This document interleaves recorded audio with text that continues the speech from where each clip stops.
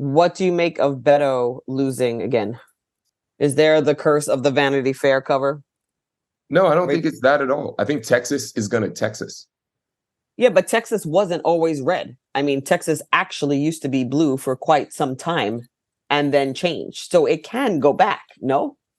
Uh, the way that the Texas state legislature has gerrymandered that state and the Mhm. voter ID laws that they've passed there, they have set themselves up to make it very, very, very hard for it to become a blue state in terms of its state legislature, in terms of its congressional representation, and in terms of its governorship, because they are willing to do things like throw out votes in Harris County.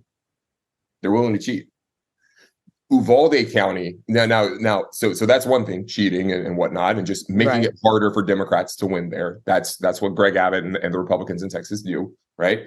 But also, Texas is going to Texas. Uvalde County in West Texas, where they had this horrible school shooting. Uvalde County overwhelmingly went to Greg Abbott.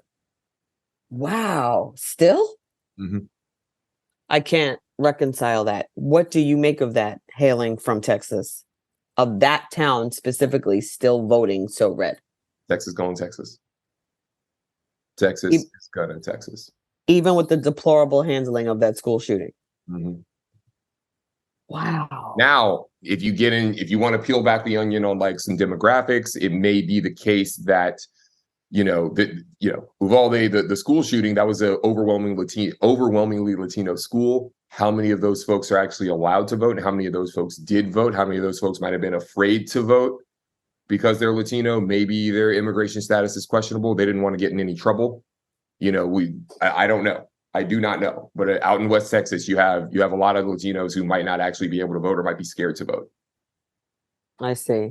When Latinos vote, though, the polls do show that they tend to still lean Democratic, although those numbers are changing. So, according to the Georgia governor exit polls, 40% of males voted Democratic uh, versus 68% who voted Republican or voted for Kemp. 61% of females in Georgia voted Democratic. Amongst white votes, 25% voted Democratic, so 74% voted red. Mm-hmm. According to, again, same poll, Latino and black vote was the highest for Democratic voting with 90% versus 9. But I have to say the Latino and the Asian vote were much closer to 50 than I had expected. The Latino vote was 55% Democratic and the Asian vote was 64% Democratic, which means, to my surprise, I didn't expect it, but the Asians actually voted more Democratic than Latinos. I didn't expect that. I would have thought those results were different. And then if you break it down by race, 25% of the Democratic vote was submitted by whites, and non-whites made up 79% of the votes in Georgia. What say you? What do you make of the Latino and the Asian vote? That Asians are actually voting more Democratic than Latinos in Georgia. So let's talk. So the one thing that Democrats need to stop doing is thinking of the Latino voters as a monolith. Okay, None of the races are a monolith. Exactly. But go ahead. Latinos in West Texas are more likely to skew. There's probably an overrepresentation of folks that might be undocumented versus Latinos in Georgia and Florida, particularly Florida, because you automatically get a green card or get citizenship if you come over from Cuba, right? So they're not as concerned about immigration as other Latino communities. Well, because the Latino community in Miami tends to vote red. So that's why you don't hear much about Cuban migration, but you hear about Guatemalan, Mexican, El Salvadoran, but you don't hear about the Cubans because we have a different relationship with them. And when they do get here, they tend to vote red overwhelmingly. Yeah, because if you point at someone and say they're a communist or they're a socialist, they're going to be like Castro. If you can paint that candidate as being close to communist, you've got a shot with Cuban voters in Florida, particularly Miami. Yeah, this is true. There was also some speculation from some political scientists on Twitter just saying, hey, some of the ways that Democrats went about trying, went about campaigning in heavily Latino districts, did not pay it, didn't really read the room very well, and kind of assumed Latinos were as far left as, say, like, general leftists in San Francisco. It's not really the same. Right. Latino voters can be a little bit more socially conservative. They can be a little bit more religious. Again, not a monolith, though, right? Right. So Democrats with their virtue signaling and, oh, look at us, we use terms like Latinx, even though like there's tons of research that shows Latinos actually don't like people using that term. Right. It's really a Gen Z term, tail end millennial term. No one over 30 uses Latinx. Exactly. So just not really, solid campaigns that were run. Somebody that was breaking down Florida said, hey, there was like a local race for Congress where someone ran. I think they were talking about Val Demings, and they pointed out, hey, like, this person had a campaign.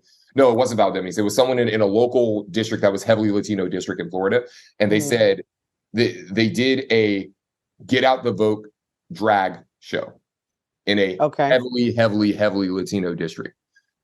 Read the room, you guys. Right. That works if you're running in San Francisco. I'm not sure if that's going to work. Oh, well, these people are Latino, so of course they're going to be cool with that. No, that's how you get out the vote in San Francisco. That's how you get out the vote in Berkeley. That's how you get out the vote in the Castro. I'm not sure if that's necessarily how you get out the vote in a community. Yes, they might vote blue. Yes, they are people of color, but they're not necessary. They might skew a little bit more religious, and they might not actually be too energized by that. Furthermore, you just gave, some fodder to the Republicans to be like, hey, look at them. Right. So I don't know. Mark Kelly won in Arizona, and he didn't do that. He ran as a Democrat in a red state. He's a doggone astronaut, and he did not, sit there and virtue. I mean, he's an old white guy. He didn't sit there and virtue signal and act like, hey, look at me, Yas Queen. I'm doing a get out the vote drag show. Right. What do you make of? Sorry, I interrupt you. Go ahead. I was just saying, not saying anything's wrong with that. You and I have been to drag shows before. We love it. I'm not saying anything's wrong with that. I'm just saying, do you want to win or not? Agreed. What do you make of the fact that most of the election deniers did not hold their seats, and that most of the candidates that Trump endorsed also did not win? Do you think that means Trump's influence on the party has waned? That's what people are saying. And they're saying that Fox News, like Rupert Murdoch, has made the call to tell everybody at Fox News to blame this on Trump. They're definitely shitting on him in the Murdoch newspapers. I mean, the New York Post really had him painted as Humpty Dumpty sitting on a brick wall. It was hilarious. Yeah. And also, let's pay attention. The Democratic National Committee this year openly contributed money to support the cuckoo Republican candidates in their primaries, believing they'd be easier to win. And in a lot of places they tried that, it actually worked. The cuckoo people being the election deniers. Right. I guess there's hope, although Marjorie Taylor Greene slid into victory. So I wouldn't start toasting champagne glasses just yet, but I don't think either side got the results that they expected. There was no wave either way. Exactly. So I guess we'll hold out for the Georgia elections. It looks like Colorado sweepingly went blue, which is a pleasant surprise. I didn't expect Colorado to go completely blue. And we'll see how this eventually impacts the presidential election, which is 2 years from now. A lot can change within the next 2 years. People have short memories. The insurrection committee should be completed by then. We'll see if there's any indictments, and we'll have to clutch our pearls for the Georgia election runoffs, and we'll have to continue the conversation once we know those results. On this episode of Raw Food.